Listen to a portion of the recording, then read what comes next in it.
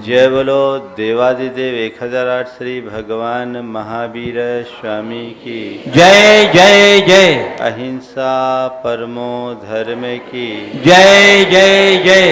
परम पूज आचार्य गुरुवर श्री विद्यासागर जी महाराज जी की जय जय जय। बोलिए परम पूज्य 108 मुनिवर श्री ब्रह्मांड सागर जी महाराज की जय जय जय। परम पूज्य 108 मुनिवर श्री अरहत सागर जी मुनिराज की जय जय जय। नमोस्तु गुरुदेव नमो। एक अंधा भिखारी अहोभाव से भरकर भगवान को धन्यवाद प्रकट कर रहा था।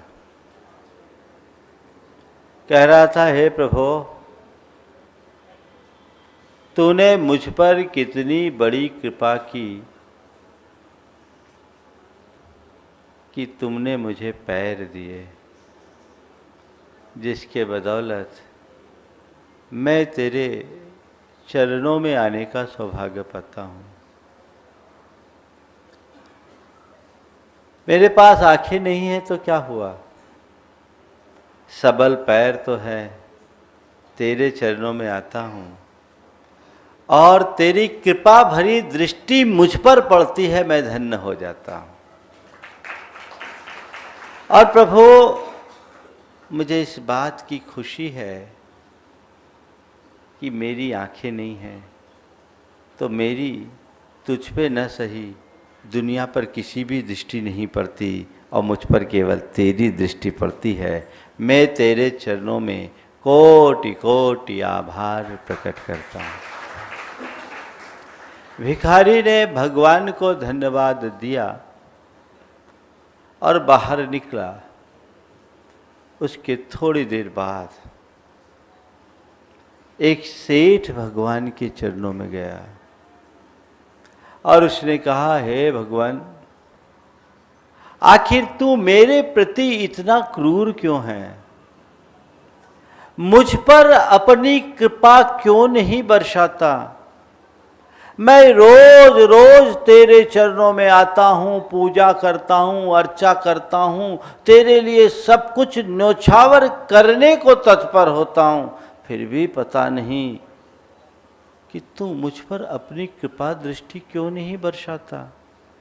मुझ पर अपनी कृपा दृष्टि क्यों नहीं बरसाता? माना कि तूने मुझे धन दिया, माना कि तूने मुझे संतान दिया, पर मुझे स्वास्थ्य क्यों नहीं दिया? मेरा शरीर इतना क्षीण क्यों है? और जैसी प्रतिष्ठा मैं चाहता हूं वैसी प्रतिष्ठा क्यों नहीं दी?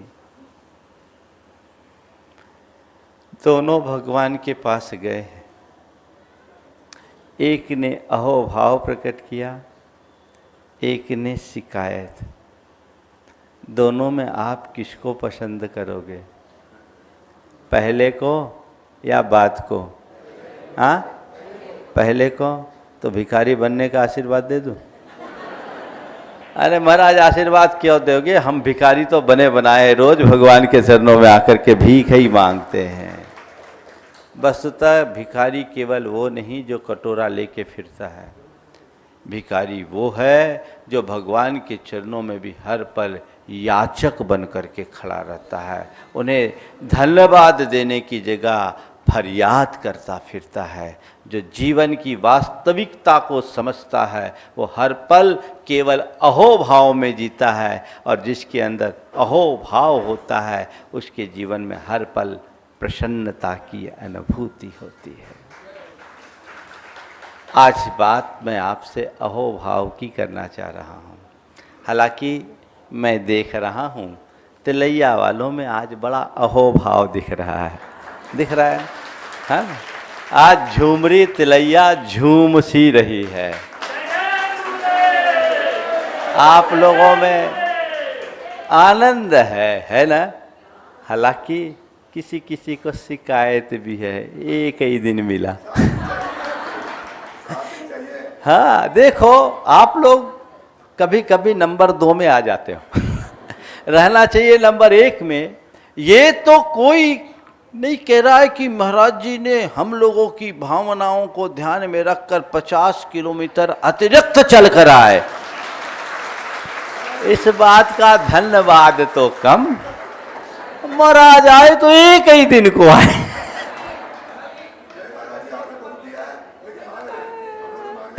है ना, एक ही दिन मिला।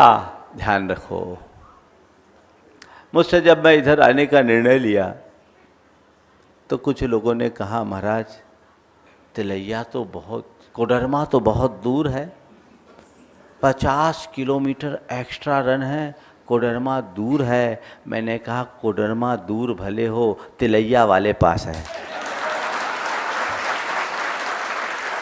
और आज की भाव भक्ति ने ये प्रकट कर दिया कि तिलैया में आज भी 2012 के चातुर्मास की भावनाएं बरकरार हैं। और ये बात बिल्कुल सही है कि मैं जब निकला था तो बिल्कुल ये मानसिकता लेकर नहीं निकला था। मैं तो न तिलैया जाने के मूड में था, न मैं हजारीबाग जाना चाह रहा था। हजारीबाग के लिए तो पूरे पदयात्री बार बार निवेदन कर रहे थे और रमेश भाई तो लगातार बोल ही रहे थे कि महाराज जी जन्मभूमि उधर से यात्रा नहीं तो इधर से हो।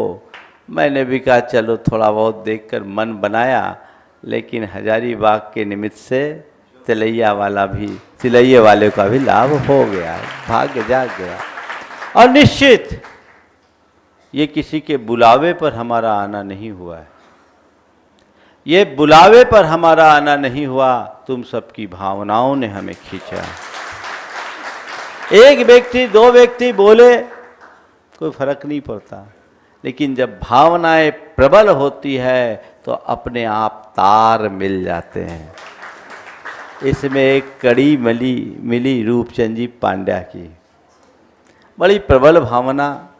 और मुझे सुनकर बड़ा अच्छा लगा कि जीवन के इस चौथे पन में उनके मन में एक प्रशस्त भाव प्रकट हुआ, जो बहुत कम लोगों में मैंने अपने जीवन में किसी के लिए नहीं सुना, कि वे एक विधान करके पूरे समाज के बीच अपनी ओर से क्षमा याचना करना चाहते हैं।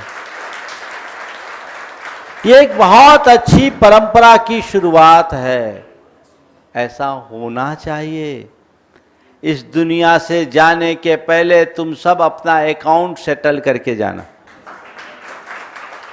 और ये बहुत अच्छी प्रक्रिया है।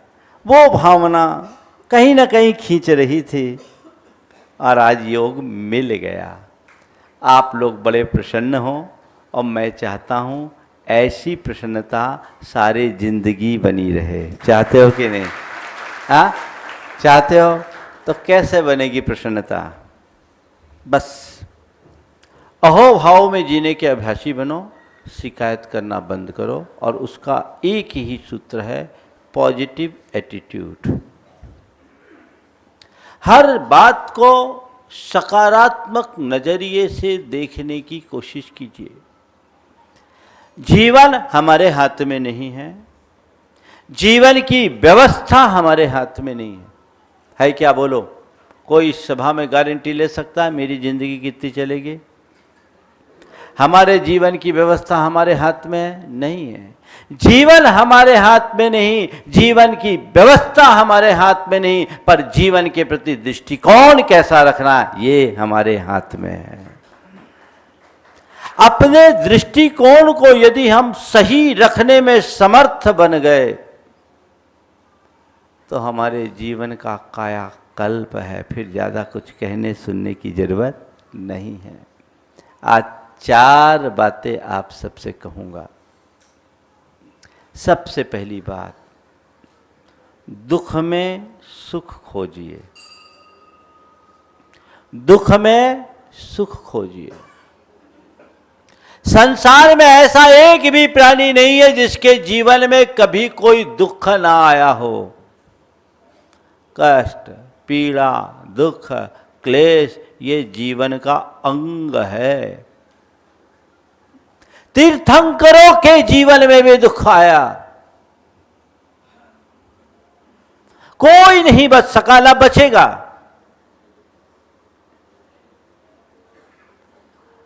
पर जीवन में दुख ना आए ये मेरे हाथ में नहीं है, पर कितना भी दुख आए मैं दुखी ना हूं ये मेरे हाथ में है।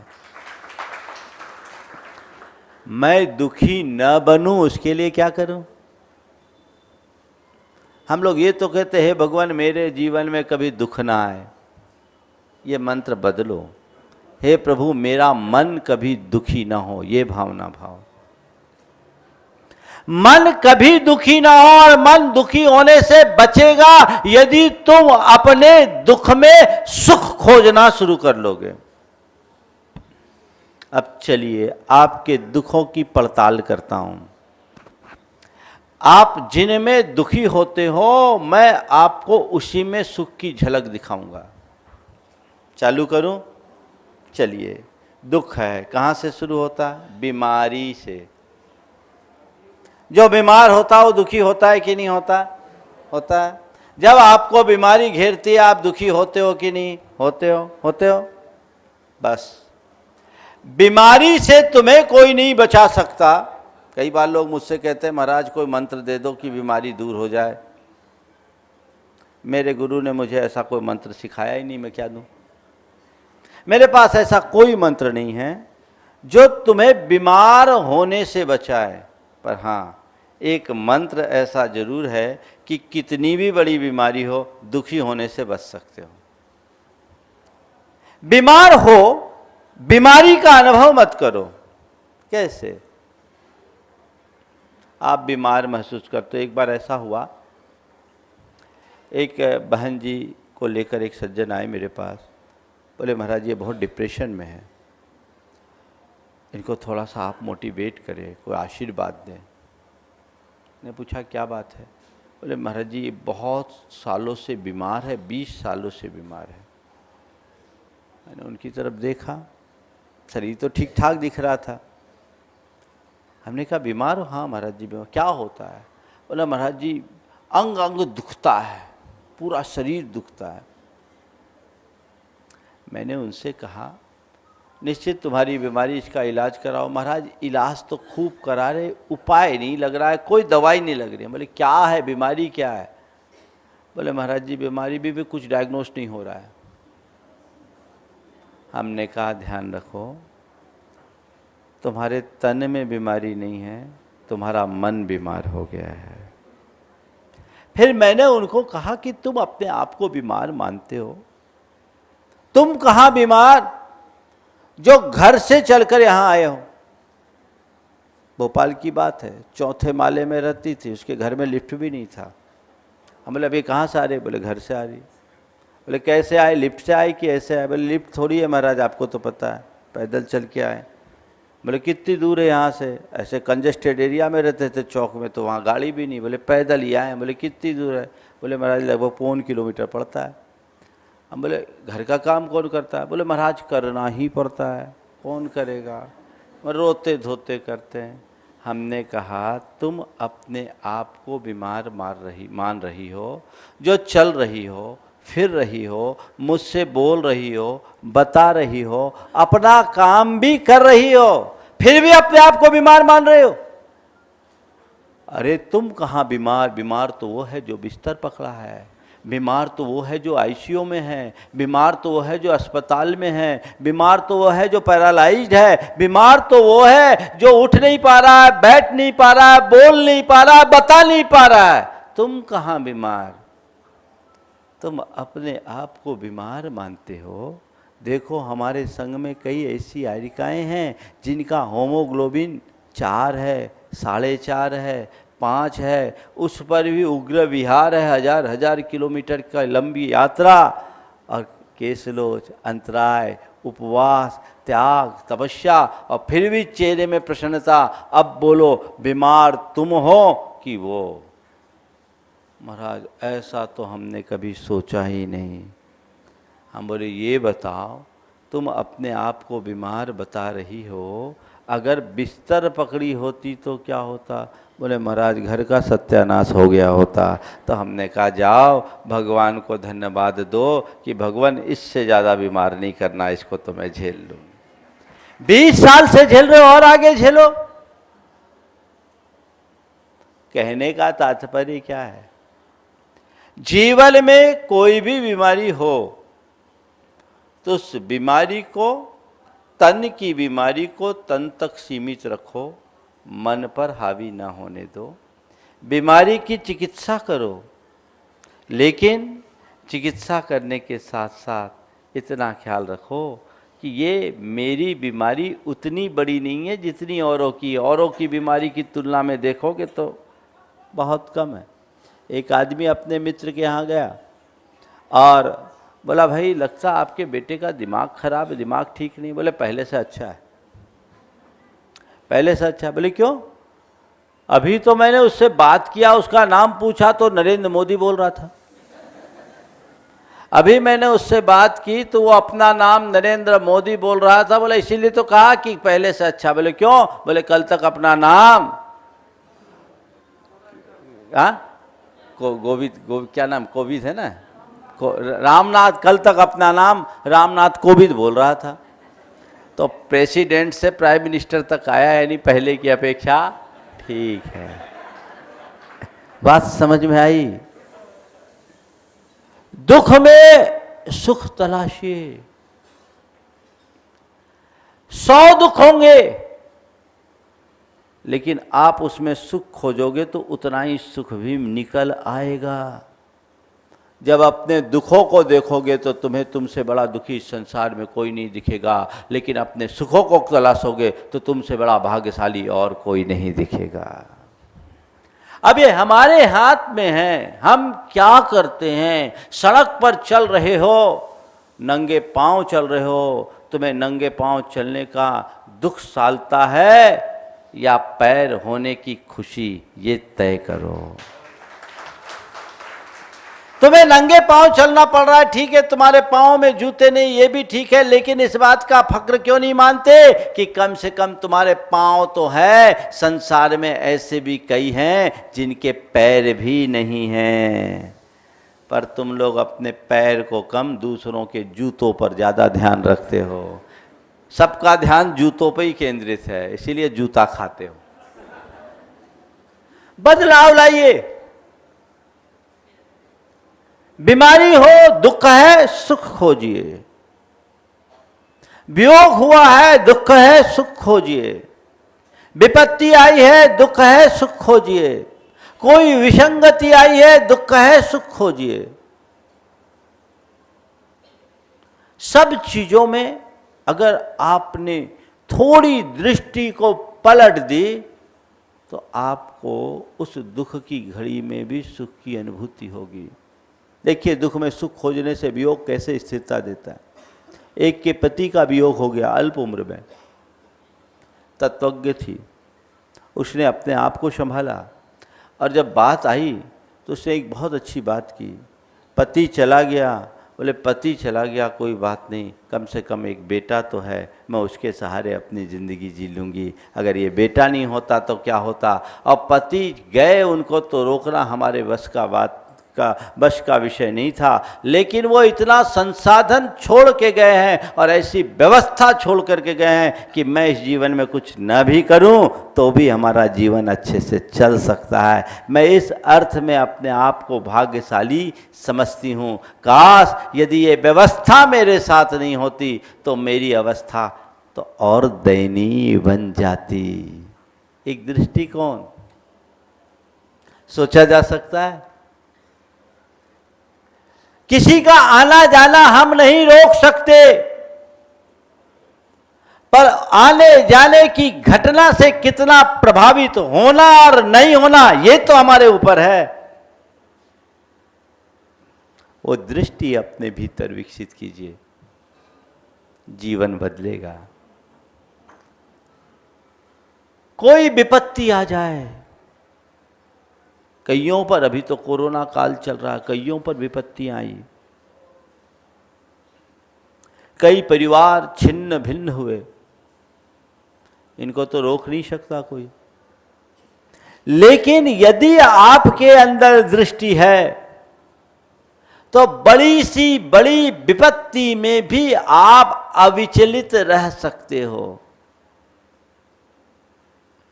और वही हमारा धर्म है। अगर आप दुख में सुख खोजोगे तो विपत्ति भी संपत्ति का रूप धर सकती है। अभी एक सज्जन जो 15,000 करोड़ के धनी थे, भारत के नहीं बाहर की बात बता रहा हूं, इस कोरोना, हाँ ठीक, हाँ जान लो आराम, 15,000 करोड़ के धनी, और इस कोविड ने उन्हें लील लिया। एक बहुत बड़ा झटका, एक बहुत बड़ी विपत्ति उस परिवार के ऊपर आई, और ज़्यादा उम्र भी नहीं, 65 साल की उम्र। 65 साल की उम्र में कोई व्यक्ति चला जाए स्वाभाविक है, लेकिन मैं आपको उस परिवार की प्रतिक्रिया बताता हूँ। वो उन दिनों एक अच्छे कार्य में लगे हुए थे, गुणायतन का ही कार्य देख रहे थे, इंटरनेशनल पर्सनालिटी। परिवार ने क्या कहा, जाने को तो हम नहीं रोक सकते, पर वो अपने जीवन के अंतिम चरण को धर्म के लिए समर्पित करके गए हैं, हमें इस बात की खुशी है। धर्म के लिए समर्पित करके गए हैं, हमें इस बात की खुशी है। ये दृष्टि अगर तुम अपने भीतर जगा लो तो तुम्हें कोई दुखी कर पाएगा? सब खो गया, खो गया, खो गया। ध्यान रखना, संयोग संयोग देते हैं और संयोग संयोग छीनते हैं। संयोगों का मिलना और छूटना हमारे हाथ में नहीं है। अनुकूलता होगी सब हमारे साथ जुड़ेंगे, प्रतिकूलता होगी सब हमसे छूट जाएंगे। लेकिन संयोगज भाव हमारे हैं, हम उससे किस स्तर पर प्रभावित होते हैं ये हमारी अपनी सोच पर निर्भर करता है। अगर हमने अपने सोच की दिशा को थोड़ा सा बदल दिया तो जीवन का कायाकल्प समझ लो, फिर ज्यादा कुछ कहने और करने जैसी स्थिति नहीं रहेगी। अपने जीवन में एक बहुत बड़ा बदलाव घटित कर सकते हैं। तो विपत्ति ना ऐसी भावना भाव, पर कितनी भी बड़ी विपत्ति आए उसे सहने की सामर्थ्य अपने भीतर विकसित करो। महापुरुषों के जीवन में भी विपत्ति आई, अंजना के जीवन में कितनी बड़ी विपत्ति आई। जब पाप कर्म का उदय होता है तो ऐसा ही होता है, पति के घर से निकाली गई, पिता का द्वार भी बंद हो गया। कहां गई अंजना? किसके सामने गुहार लगाई? गर्भवती है, पेट में तद्भव मोक्षगामी जीव है, उसके बाद भी उसके आते ही ऐसी विपत्ति। महापुरुष कामदेव जिसके पेट में है, उस के ऊपर इतनी बड़ी विपत्ति, लेकिन अंजना ने उस घड़ी में क्या किया? दुख तो आया, अंजना दुखी हुई क्या? रोई गाई, गुहार लगाई, चलो कोई बात नहीं, कर्म का उदय है, कर्म कुछ खेल खिलाना चाहता है, हम उसे खेलने के लिए तैयार हूं। जब कोई शरण नहीं तो केवल धर्म ही एक शरण है, और मैं धर्म की शरण को स्वीकार करती हूं और आगे जाती हूं। स्वीकार किया, वन कांतारों में रही 9 माह तक, ऐसे वन में जिसमें सूर्य की किरणें पड़ना भी मुश्किल, जहां भयानक जानवर, खूंखार और क्रूर प्राणी रहते, वहां उसने हनुमान को जन्म दिया, उनकी प्रसूति हुई और फिर जीवन बदला। कहानी आपके सबको पता है, लेकिन मैं आपसे पूछता हूं, ये ताकत अंजना को किसने दी? ये ताकत अंजना को किसने दी? उसकी सोच ने, उसकी समझ ने, उसकी श्रद्धा ने, उसकी दृष्टि ने। आज की कोई अंजना ऐसा हो जाए तो क्या करेगी? या तो कोर्ट में जाके डाइवोर्स का केस बनाएगी, लंबा चौड़ा क्लेम लेगी, और ज़्यादा कुछ हो गया तो डिप्रेशन की शिकार हो जाएगी। यही है ना? ये दोनों मार्ग है। मैं ये नहीं कहता कोई अंजना को ऐसे सताना, भैया कलयुग है, सताओगे तो फंस भी जाओगे, चलना नहीं, ऐसे ही किसी को नहीं सताना। लेकिन मेरा एक तो केवल उदाहरण है, जीवन में आगत दुख को भी सुख में परिवर्तित किया जा सकता है, ये समझ विकसित कीजिए।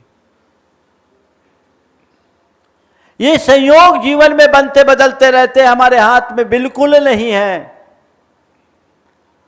बस हमारे पास हमारी श्रद्धा, हमारी दृष्टि, हमारी सोच, हमारी समझ है, उसका प्रयोग करें और जीवन को बदल ले, आनंद आएगा। फिर मन में शिकायतें शेष नहीं रहेगी, बदलाव आएगा। तो बीमारी, वियोग, विपत्ति और विसंगति, कैसी भी विसंगति हो, विसंगति में भी संगति बिठाने की कोशिश कीजिए। एक बार एक बहन जी आई, आके रोने लगी। मैंने पूछा क्यों, क्या बात है? अक्सर आती थी, जानी पहचानी थी, रोने लगी। बोले महाराज बहुत दुख होता है। क्या हो गया? बोले महाराज क्या बताऊं, मुझे तो लगता है कि मैं कहाँ फंस गई। बोले क्या हो गया? बोले महाराज जी बताओ ना, हमारे ये है ना। बोले ये कौन? बोला महाराज हमारा ये, नाम नहीं ले रही थी। हाँ कौन है वो? बोले महाराज हमारे श्रीमान है ना, बिल्कुल धर्म नहीं करते महाराज, हमारी तो सुनते ही नहीं है।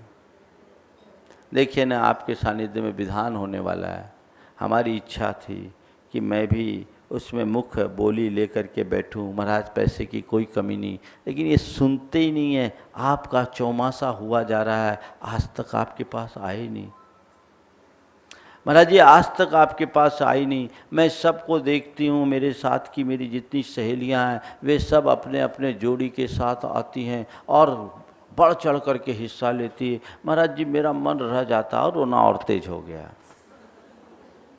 मैंने कहा, नाम पूछा, नाम बताई। मैंने कहा ठीक है मैं उसको समझाऊंगा, पर एक बात बताओ, तुम्हारा पति शराब वराब तो नहीं पीता? महाराज सुपारी भी नहीं खाते। शराब वराब तो नहीं पीता? महाराज जी सुपारी भी नहीं खाते। बोले अच्छा और कोई व्यसन? महाराज वो सब बातें तो बिल्कुल ठीक है। हमने कहा तुम्हारे साथ मारपीट तो नहीं करता? महाराज बहुत सीधे हैं।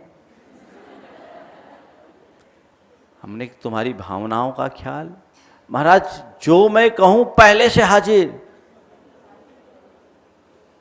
हमने कहा कमाई अमाई? महाराज आप लोगों के आशीर्वाद से किसी चीज की कमी नहीं है। हमने कहा और कोई परेशानी? महाराज ऐसे तो देवता हैं, ऐसे तो देवता है, बस एक ही कमी है।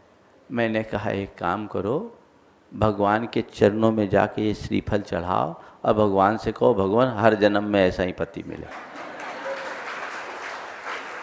भगवान के चरणों में जाकर श्रीफल चढ़ाओ और कहो भगवान हर जन्म में ऐसा ही पति मिले।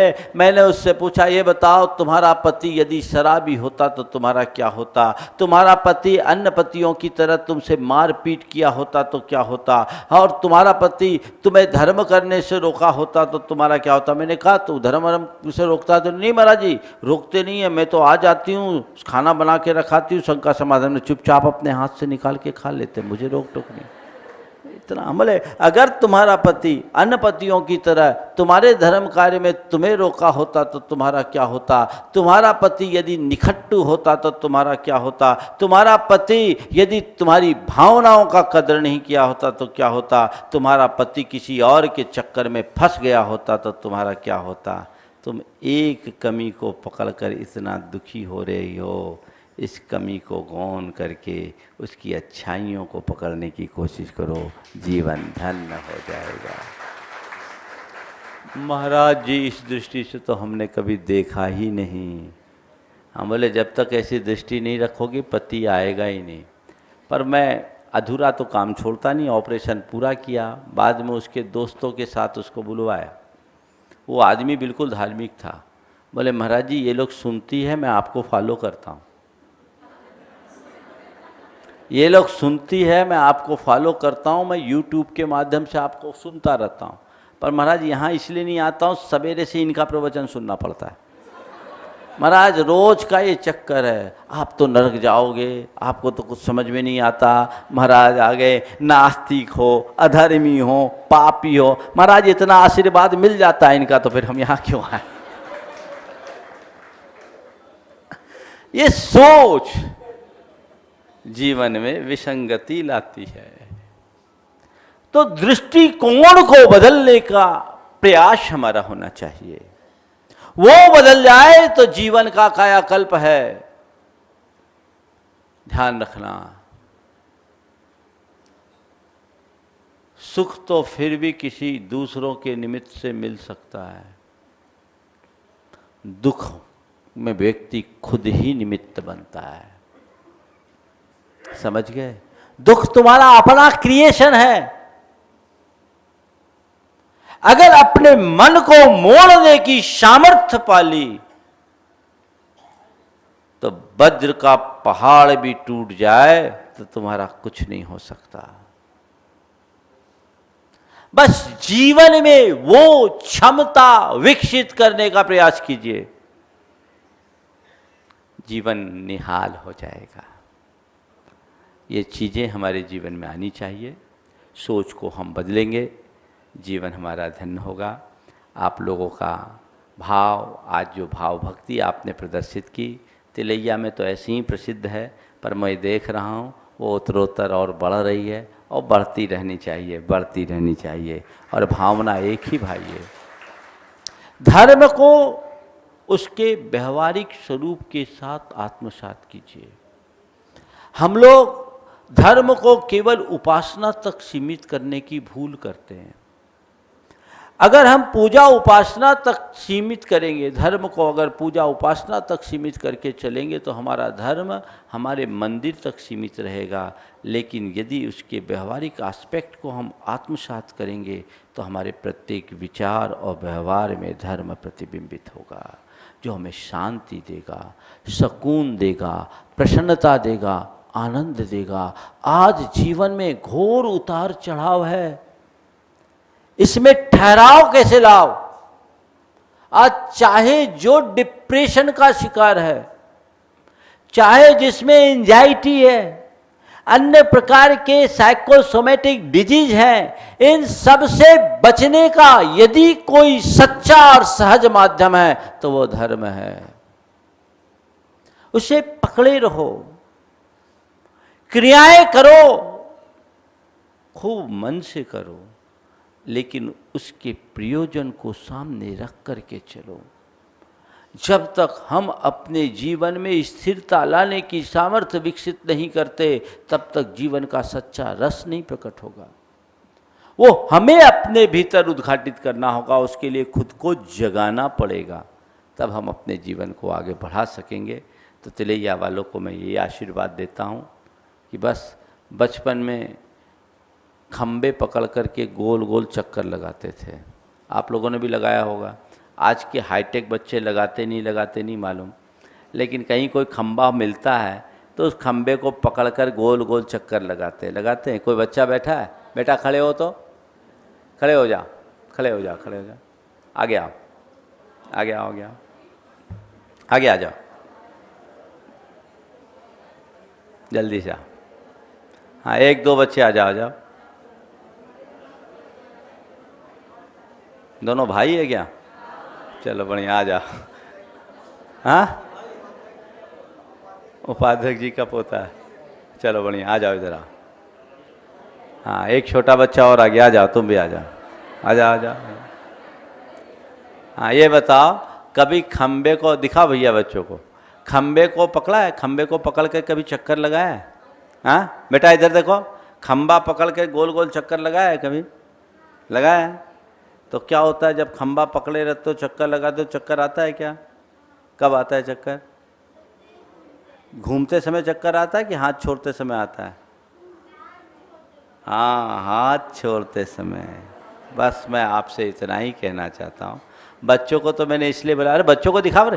हाँ ठीक है, हाँ, बच्चों को तो मैंने इसलिए बुलाया कि ये यादें ताज़ी हो जाए। हमने आपने सबने गोल गोल चक्कर लगाया और मैं अपडेट ले रहा था कि आज के हाईटेक बच्चे भी लगाते कि नहीं लगाते, तो ये लगाएंगे। सब गोल गोल चक्कर लगाते हैं, लेकिन जब तक खंबे को पकड़े रहो चाहे जितना चक्कर आए, चक्कर लगाओ, कुछ नहीं होता। लेकिन जैसे ही खंबे से हाथ छूटता है सिर चक्कर आ जाता है ना। जैसे ही खंबे से हाथ छूटता है सिर चकराने लगता है। मैं तुमसे केवल इतना ही कहना चाहता हूं, तुम्हें संसार का जितना चक्कर लगाना है लगाओ, तुम्हें संसार का जितना चक्कर लगाना है लगाओ, धर्म के खंबे को पकड़े रहो। कोई चक्कर नहीं आएगा, वो खूंटा छूटना नहीं चाहिए। बैठ जा बच्चों, बैठ जाओ बच्चों, बैठ जाओ, बहुत अच्छा। ये खूंटा कभी छूटना नहीं चाहिए। बाहर के खंभे को छोड़ोगे चक्कर खा के वापस संभल भी सकते हो, लेकिन धर्म का खूंटा एक बार छूट गया तो न जाने चक्कर खाकर कहाँ फिकोगे, 84 का चक्कर लगता रहेगा। इसलिए ये श्रद्धा अपने अंदर बनी रहनी चाहिए और उसके व्यवहारिक स्वरूप को हम सबको आत्मसात करना चाहिए। समय आप सबका हो रहा है, इसलिए मंगल भावना के साथ मैं विराम लूँगा। मंगल मंगल होए जगत में सब मंगलमय हो। मंगल मंगल होए जगत में सब मंगलमय हो। इस धरती के हर प्राणी का मन मंगलमय हो। इस धरती के हर प्राणी का मन मंगलमय हो। कहीं क्लेश का लेस रहे ना दुख कहीं भी हो। कहीं क्लेश का लेस रहे ना दुख कहीं भी हो। मन में चिंता भय न सतावे रोग शोक नहीं हो। मन में चिंता भय न सतावे रोग शोक नहीं हो। नहीं बैर अभिमान हो मन में क्षोभ कभी नहीं हो। नहीं वैर अभिमान हो मन में क्षोभ कभी नहीं हो। मैत्री प्रेम का भाव रहे नित मन मंगलमय हो। मैत्री प्रेम का भाव रहे नित मन मंगलमय हो। मंगल मंगल होए जगत में सब मंगलमय हो। मंगल मंगल होए जगत में सब मंगलमय हो। इस धरती के हर प्राणी का मन मंगलमय हो। इस धरती के हर प्राणी का मन मंगलमय हो। मन का सब संताप मिटे अरु अंतर उज्ज्वल हो। मन का सब संताप मिटे अरु अंतर उज्ज्वल हो। राग देश और मोह मिट जाए आत्म निर्मल हो। राग देश और मोह मिट जाए आत्म निर्मल हो। प्रभु का मंगल गान करे सब पापों का क्षय हो। प्रभु का मंगल गान करे सब पापों का क्षय हो। इस जग के हर प्राणी का हर दिन मंगलमय हो। इस जग के हर प्राणी का हर दिन मंगलमय हो। मंगल मंगल होए जगत में सब मंगलमय हो। मंगल मंगल होए जगत में सब मंगलमय हो। इस धरती के हर प्राणी का मन मंगलमय हो। इस धरती के हर प्राणी का मन मंगलमय हो। गुरु हो मंगल प्रभु हो मंगल धर्म सुमंगल हो। गुरु हो मंगल प्रभु हो मंगल धर्म सुमंगल हो। मात पिता का जीवन मंगल परिजन मंगल हो। मात पिता का जीवन मंगल परिजन मंगल हो। जन का मंगल घन का मंगल मन का मंगल हो। जन का मंगल गण का मंगल मन का मंगल हो। राजा प्रजा सभी का मंगल धरा धर्ममय हो। राजा प्रजा सभी का मंगल धरा धर्ममय हो। मंगल मंगल होए जगत में सब मंगलमय हो। मंगल मंगल होए जगत में सब मंगलमय हो। इस धरती के हर प्राणी का मन मंगलमय हो। इस धरती के हर प्राणी का मन मंगलमय हो। मंगलमय हो प्रात हमारा, रात सुमंगल हो। मंगलमय हो प्रात हमारा, रात सुमंगल हो। जीवन के हर पल हर क्षण की बात सुमंगल हो। जीवन के हर पल हर क्षण की बात सुमंगल हो। घर घर में मंगल छा जावे, जन जन मंगल हो। घर घर में मंगल छा जावे, जन जन मंगल हो। इस धरती का कण कण पावन हो, मंगलमय हो। इस धरती का कण कण पावन और मंगलमय हो। मंगल मंगल होए जगत में सब मंगलमय हो। मंगल मंगल होए जगत में सब मंगलमय हो। इस धरती के हर प्राणी का मन मंगलमय हो। इस धरती के हर प्राणी का मन मंगलमय हो। सब जग में मंगल बढ़े, सब जग में मंगल बढ़े। टले अमंगल भाव, चले अमंगल भाव। है प्रमाण की भावना, है प्रमाण की भावना। सब में हो सद्भाव। सब में हो सद्भाव। जय बोलो परम पूज्य आचार्य गुरु श्री विद्यासागर जी महाराज की।